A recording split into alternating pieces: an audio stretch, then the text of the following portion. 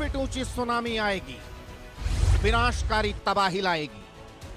न धरती बचेगी न इंसान, मानव जाति को होगा प्रलयंकारी एहसास। महासुनामी लाएगी महाविनाश। धरती पर एक बहुत बड़ा खतरा मंडरा रहा है। महासुनामी का खतरा, महाविनाश का खतरा, महाप्रलय का खतरा। ये हम नहीं कह रहे, बल्कि विज्ञान कह रहा है। वैज्ञानिकों की लेटेस्ट रिसर्च कहती है कि प्रकृति बहुत बड़ा संकेत दे रही है। एक ऐसा संकेत जो अमेरिका का पश्चिमी तट पूरी तरह से तबाह कर सकता है। यह संकेत है महासुनामी का। कभी भी किसी भी वक्त अमेरिका में प्रलयंकारी सुनामी आ सकती है। वैज्ञानिकों का शोध यहीं तक नहीं रुका है। आगे कहा गया है कि यह महासुनामी हालातों को बद से बदतर करती जाएगी। स्टडी क्या कहती है, जरा गौर कीजिए। वर्जीनिया टेक के शोधकर्ताओं ने यह रिसर्च की है। अमेरिका में प्रलयंकारी सुनामी आने की आशंका है।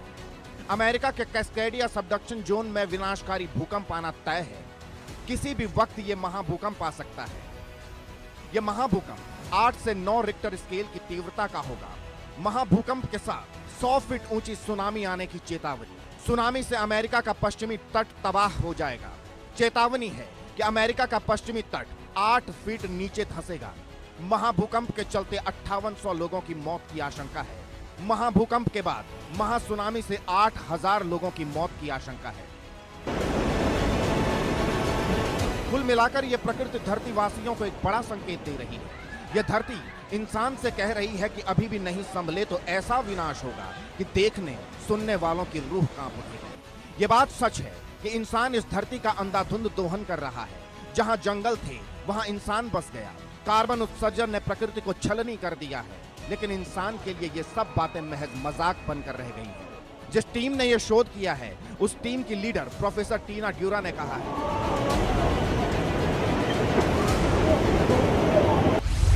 यह निश्चित रूप से अमेरिका के लिए बहुत ही विनाशकारी घटना होगी। सुनामी आएगी और यह विनाशकारी होगी। यह इंसानियत के लिए सबसे बड़ा खतरा साबित हो सकता है। खतरा सिर्फ यहीं खत्म नहीं होता। जिस तरह से जलवायु परिवर्तन हो रहा है, उस वजह से समुद्र का स्तर 2 फीट तक बढ़ने का अनुमान है। रिसर्च कहती है कि अगर कैस्केडिया सबडक्शन जोन में कोई बड़ा भूकंप नहीं आता तो समुद्र विकराल रूप लेगा और तबाही और बाढ़ से और भी ज्यादा नुकसान होगा। समंदर डोलेगा और 100 फुट ऊंची लहरें उठेंगी जो पश्चिमी तट के ज्यादातर हिस्से में महाविनाश लाएंगी। इससे ये पश्चिमी तट लगभग 8 फीट नीचे धंस जाएगा। अब जरा ये समझने की कोशिश कीजिए कि वो कौन सा इलाका है जहां भूकंप और सुनामी इस महाविनाश को अंजाम देंगे।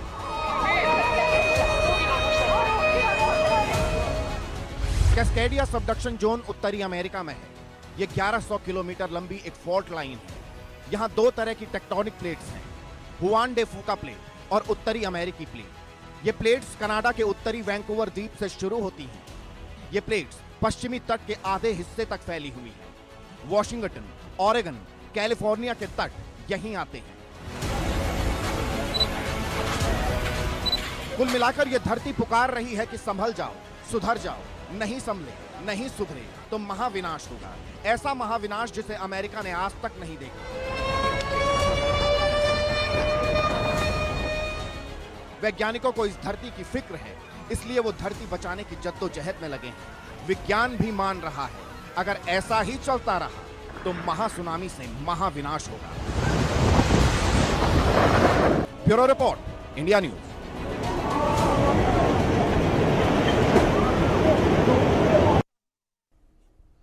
तो इस बीच हमारे साथ भूवैज्ञानिक डॉक्टर विजय कुमार जोशी जी जुड़े हैं। विजय कुमार जी, बहुत स्वागत है आपका इंडिया न्यूज़ पर। सर, सबसे पहला सवाल तो मेरा आपसे यहाँ पर यही है, जिस तरीके से ये पूरी रिपोर्ट निकलकर सामने आई और इस रिपोर्ट में जिस तरीके से एक महाविनाशक महाभूकंप का जिक्र किया गया है, सर बड़ा सवाल यहाँ पर ये कि एक और जानकारों का ये कहना है कि जो आने वाले भूकंप होते हैं उन्हें लेकर पहले से चेतावनी नहीं दी जा सकती, और अब इस बीच इस तरीके से एक महाचेतावनी दी गई है।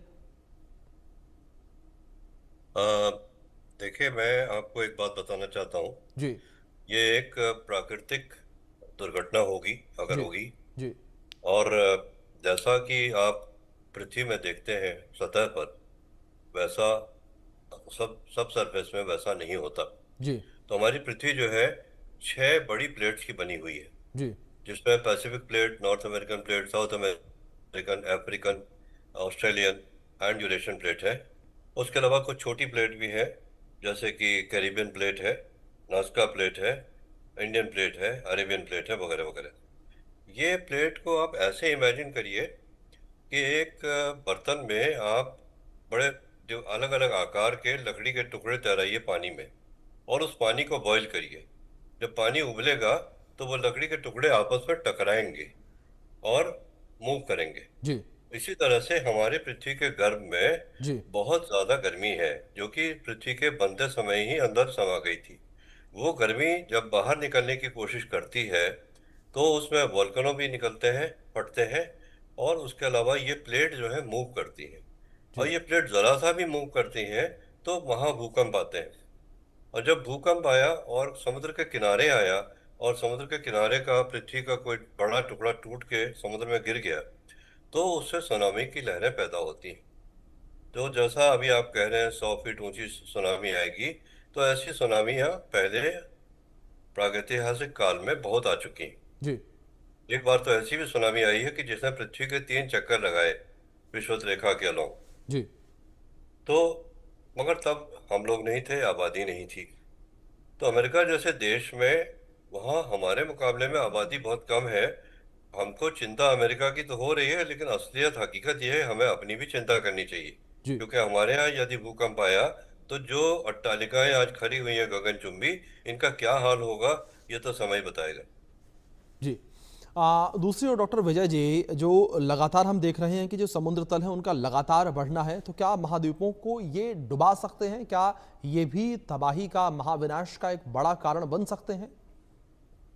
देखिए, अमेरिका के पास ऐसे यंत्र हैं कि यदि कोई सुनामी आने की संभावना होगी जी तो वहां समय रहते उसकी पूर्व सूचना मिल जाएगी। सुनामी के केस, जी अर्थक्वेक के केस में नहीं, जी सुनामी के केस में तो उसकी पूर्व सूचना मिल जाएगी, और वो लोग कोशिश करेंगे कि वहाँ के जो लोग हैं वो सेफर एरियाज में जाएं।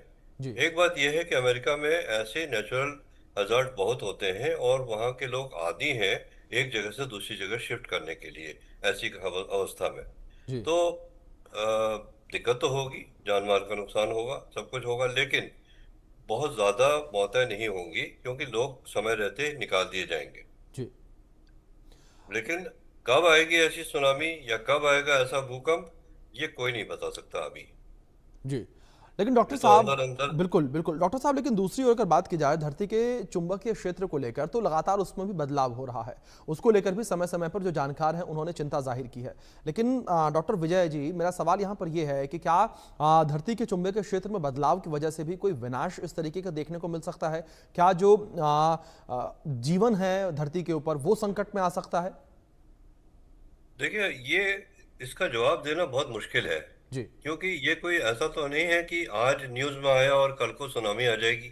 बिल्कुल हो सकता है कि ये सुनामी 100 साल के बाद आए, क्योंकि आमतौर से बड़े महाप्रलयंकारी भूकंप जो आते हैं 100 साल, 500 साल, 1000 साल के अंतराल पर आते हैं। तो ऐसे भूकंप आना तो पूरे विश्व में ड्यू है।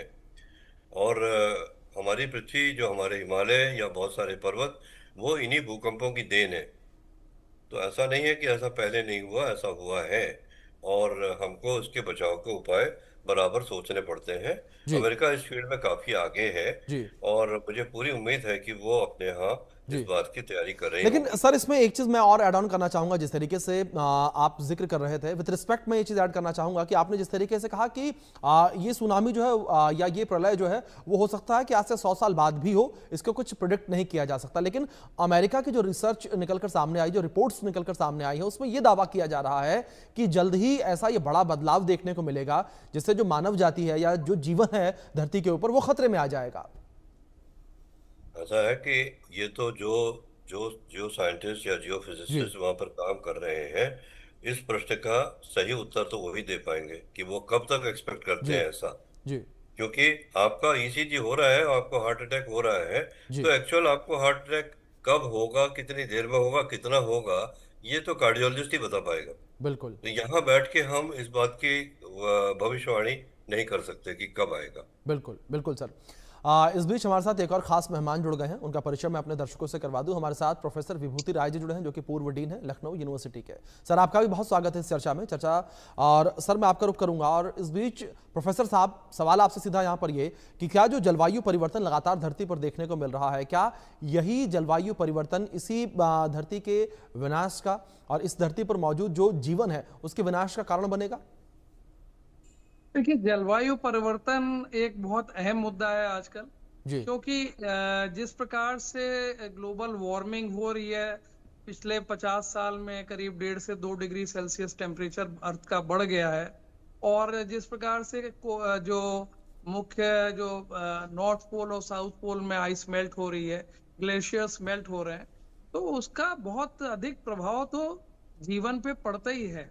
जी और ये पूर्व में भी ऐसा रिकॉर्ड किया गया है जियोलॉजिकल हिस्ट्री में कि जब जलवायु बहुत अधिक टेम्परेचर हो जाता है या बहुत कम टेम्परेचर हो जाता है तो एक्सटिंक्शन इवेंट्स होते हैं, लेकिन इनकी गति उतनी तेज नहीं होती जैसा कि हमको लगता है कि 10 साल में, 20 साल में।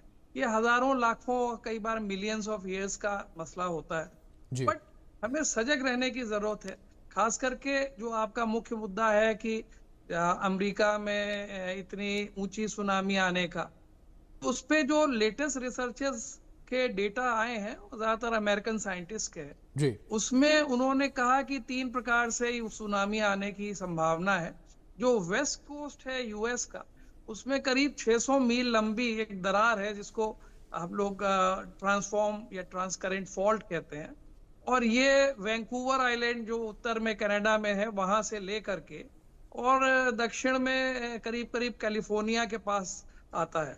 जी तो जी इस जो भ्रंश है या जो फॉल्ट है, उसमें ऐसी गतियां देखी गई हैं कि उससे बड़ा हिस्सा कुछ टूट सकता है। जी सन 1700 में एक बहुत बड़ा हिस्सा टूटा था जिसका रिकॉर्ड है, और पैसिफिक कोस्ट में जापान तक वो सुनामी आई थी, उसका रिकॉर्ड जापान में बहुत अच्छी तरह से है। जी और ऐसी गणना की गई कि लगभग 500 साल बाद पुनः ये इसका पुनः सुनामी आने के लिए भ्रंश एक्टिव हो सकता है। 325 साल हो गए हैं इस समय।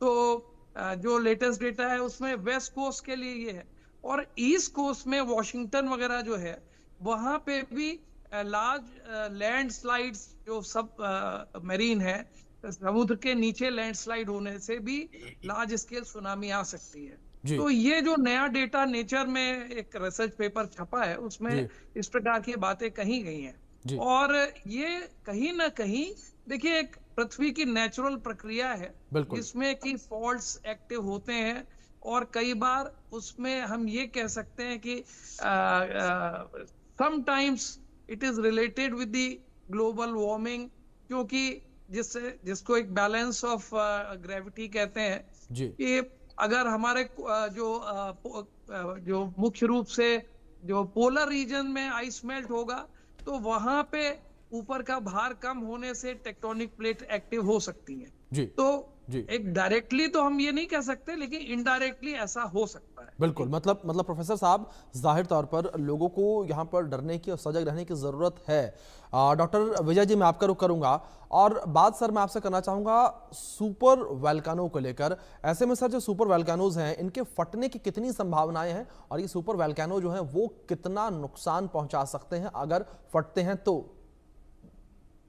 ऐसा है कि वोल्केनोलॉजी में बहुत रिसर्च हो रही है, जी और जैसा आप मेरे मुंह से निकलवाना चाहते हैं कि वो कब फटेंगे, जी तो इसका उत्तर तो मैं नहीं दूंगा, क्योंकि फटेंगे तो हैं, उनके अंदर प्रेशर डेवलप हो रहा है, लेकिन एग्जैक्ट जवाब इसका वोल्केनोलॉजिस्ट ही दे पाएगा कि जी उनमें कब तक वोल्केनो विस्फोट होने की संभावना है।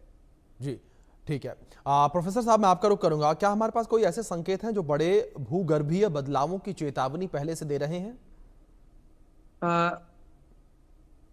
देखिए, ये जो प्रक्रियाएं पृथ्वी के अंदर होती हैं, जी ये इनकी गति ऐसी नहीं होती कि साल 2 साल में हम उसकी भविष्यवाणी कर सके, जी लेकिन बहुत सारे पूरे दुनिया में सेंसर्स लगाए गए हैं जहां पे कि प्लेट का मूवमेंट या पृथ्वी की जो ऊपरी छाल है उसका मूवमेंट बहुत ही अच्छे तरीके से हो रहा है, और उस जी मूवमेंट की जो मॉनिटरिंग है उससे ऐसा लगता है कि पूर्व के मुकाबले इस समय ज्यादा गति हो रही है। और इस गति को जब हम सैटेलाइट से मेजर करते हैं, मिलीमीटर लेवल पे मेजर करते हैं, आपको शायद पता हो कि भारत का जो भूभाग है मुख्य रूप से ये पूर्वोत्तर दिशा में लगभग 5 सेंटीमीटर प्रति वर्ष के हिसाब से आगे बढ़ता जा रहा है। तो हिमालय में भी जो हमारे पास भूकंपीय घटनाएं होती हैं उसका कारण भी यही है। और इसी तरह पूरी पृथ्वी पे एक चेन है। पैसिफिक में तो पूरा एक रिंग ऑफ फायर है जहाँ पे फॉल्ट्स भी हैं, और ज्यादातर कई कई जगहों पे उसके साथ ही साथ वोल्केनोज भी हैं। जी तो वोल्केनिक इरप्शन एक नेचुरल प्रक्रिया है, उससे अर्थ का टेम्परेचर बढ़ता है, जी उसमें जो गैसेस निकलती हैं उसका बहुत अधिक प्रभाव पड़ता है जीव जंतुओं पे, खास करके कि जो ज्वालामुखी पृथ्वी के ऊपर है, समुद्र के नीचे नहीं है परंतु पृथ्वी पे है। और अभी रिसेंटली साउथ ईस्ट एशिया में कई ज्वालामुखी फटे हैं, तो उससे इतनी ऊर्जा, इतनी ऊष्मा निकलती है कि और गैसेस निकलते हैं तरह तरह के, जो कि बहुत टॉक्सिक होते हैं। जी तो जो आपने सुना होगा एसिड रेन्स वगैरह के बारे में, तो कहीं ना कहीं वो क्लाइमेट पे, यानी पृथ्वी के अंदरूनी प्रक्रिया से क्लाइमेट पे प्रभाव पड़ता है, जी और क्लाइमेट की वजह से पृथ्वी के अंदरूनी प्रक्रियाओं पे प्रभाव पड़ता है। जी मेरा ऐसा मानना है। जी ठीक है। डॉक्टर विजय जी, क्या खनिजों और ऊर्जा संसाधनों के अत्यधिक दोहन से धरती की जो भूगर्भीय संरचना है वो अस्थिर हो रही है? आप अपना प्रश्न दोबारा बताएंगे? जी हाँ आवाज ठीक से आई नहीं। जी डॉक्टर विजय जी, आवाज पहुंच रही है आप तक मेरी अब ठीक से? हमारी थोड़ा जी कम आ रही, लेकिन बताइए। जी सर, मेरा सवाल यहाँ पर यह था कि क्या खनिजों और जो ऊर्जा संसाधन है उनका अत्यधिक दोहन हो रहा है, उस दोहन की वजह से धरती की जो भूगर्भीय संरचना है उसमें एक बड़ा बदलाव देखने को मिल रहा है? देखिए, ऊर्जा संसाधन जहाँ तक है, जी जो कि मतलब पेट्रोलियम, कोल वगैरह हैं, जी उनका एक्सप्लॉयटेशन हो रहा है। और धरती के अंदर जो बदलाव हो रहे हैं वो तो मैंने जैसे आपको शुरू में बताया था कि जी वो सर। जो धरती के अंदर से गर्मी निकल रही है जी उसकी वजह से ज्यादा हो रहे हैं। जी बाकी क्लाइमेट के ऊपर इन सब चीजों का असर पड़ेगा। जी और अभी जैसा डॉक्टर विभूति राय ने कहा कि जब क्लाइमेट पर असर पड़ेगा तो क्लाइमेट का असर और चीजों पर भी पड़ेगा। बहुत सारे लैंडस्लाइड्स आ सकते हैं, जी अत्यधिक वर्षा हो सकती है, अत्यधिक गर्मी पड़ सकती है। तो उसका असर भी किसी न किसी रूप में हमारे लिए हैजार्डस होगा। जी प्रोफेसर साहब, दूसरी ओर अगर बात की जाए वैश्विक तापमान को लेकर, तो वैश्विक तापमान जिस तरीके से 2 डिग्री से अधिक हो गया है, क्या ये वो पॉइंट है जहां से पॉइंट ऑफ नो रिटर्न की चेतावनी है? देखिए, ये एक बहुत महत्वपूर्ण प्रश्न आपने पूछा। जी कि ये 2 डिग्री टेम्परेचर बढ़ गया है, और इस समय जो परिस्थितियां हैं, हम लोग एक ग्लोबल क्लाइमेटिक केओस को देख रहे हैं। जी जब गर्मी होनी चाहिए तो बरसात हो रही है, जब बरसात होनी चाहिए तो हम देख रहे हैं कि बहुत अधिक ठंडा पड़ रहा है। ये मौसम का साइकिल भी अपने आप में बदल गया है, और जी कहीं ना कहीं इसका लिंक ग्लोबल क्लाइमेट सिस्टम से है। जो बात आपने पूछी कि अब पॉइंट ऑफ नो रिटर्न पे आ गए हैं, अब ये एकदम स्पष्ट रूप से तो नहीं कहा जा सकता, क्योंकि दुनिया के सारे देश मिल करके कोशिश कर रहे हैं कि जितना भी हम नेचुरल टेम्परेचर के अलावा जो हम आर्टिफिशियल टेम्परेचर के लिए, लेट से, जो हम तरह तरह के गैसेस का उत्सर्जन कर रहे हैं, जिससे कार्बन डाइऑक्साइड है, वाटर वेपर्स हैं, ये सब आसमान में जाकर के ग्रीन हाउस इफेक्ट को मजबूत करते हैं, और इस जी मजबूती की वजह से पृथ्वी का तापमान बढ़ रहा है। जी तो इंडस्ट्रियलाइजेशन का एक बड़ा फॉल आउट ये है कि या तो हम इंडस्ट्रियलाइजेशन बंद कर दें तो हम पुरातत्व काल में आ जाएंगे। अगर हमें इंडस्ट्रियलाइजेशन को जारी रखना है तो उसमें हमें गति थोड़ी धीमी करनी पड़ेगी, जी जिससे कि हमें इतना वक्त मिल जाए कि हम जितने भी ये क्लाइमेट केओस हो रहे हैं उसको कहीं ना कहीं एक पॉइंट पे रोक ले। जी यही सबसे बड़ी इस समय दुरूह स्थिति हो रही है जी कि हम उसको आगे बढ़ने ना दें जिस पॉइंट पे है। तो मुझे लगता है कि धीरे धीरे, जैसे कि आप देखें, जी आप आए प्रदेश, उत्तर प्रदेश के मुख्यमंत्री जी ने 37 करोड़ पिछले साल 36 करोड़, उससे पिछले साल 35 करोड़ पेड़ लगवाए। पेड़ लगवाने का इस तरह के जो अभियान होते हैं उसका बहुत अधिक प्रभाव पड़ता है, क्योंकि पेड़ों के माध्यम से हम कार्बन डाइऑक्साइड को एब्जॉर्ब कर लेते हैं, जिससे कि उसका कार्बन इस्तेमाल हो जाता है पेड़ों के बढ़ने में, जी। और उसके साथ साथ ऑक्सीजन का उत्सर्जन होता है, जो कि अच्छी क्लाइमेट के लिए अच्छा है। तो प्रति व्यक्ति एक पेड़ भी अगर हम पृथ्वी पे लगा लें, तो मुझे लगता है, ये मेरा अपना आकलन है, कि मुझे लगता है कि हम इस पॉइंट ऑफ नो रिटर्न वाली स्थिति से बेटर स्थिति में आ जाएंगे। बिल्कुल, ये काफ़ी महत्वपूर्ण बात सर आपने कही है जिस तरीके से। लेकिन वहीं दूसरी ओर डॉक्टर विजय जी, अगर बात पेड़ों को लेकर जिस तरीके से उठी है, पेड़ों की कटाई को लेकर बात करें, तो पेड़ों की कटाई